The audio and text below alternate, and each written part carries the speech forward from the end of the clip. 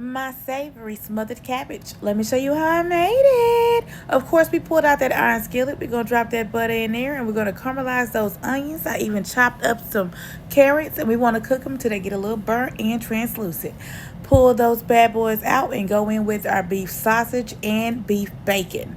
Once we cook that down, we're going to pull that up as well. A lot of people been making the cabbage using the cabbage wedges. Yeah, it's fancy and it's super delicious, but I don't like my cabbage that big. So this is why I'm making it this way.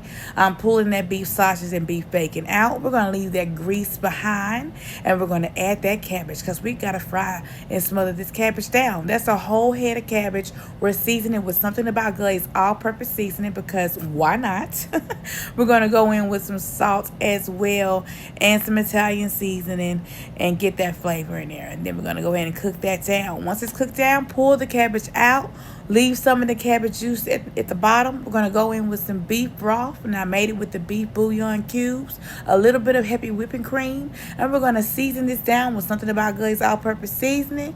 We're going to use black pepper. We're going to use some sea salt. And we're going to use Italian seasoning. So we got to have this whole mixture flavored. We're going to go in with some Parmesan cheese. Yes, Parmesan cheese.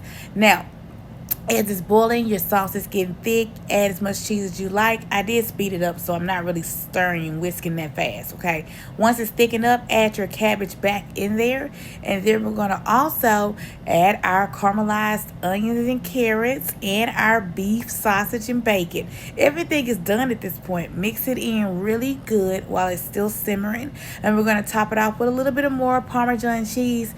Put it in the oven at 350 for another about 20 minutes and bam, super delicious. Let it settle, let it soak in all the juice.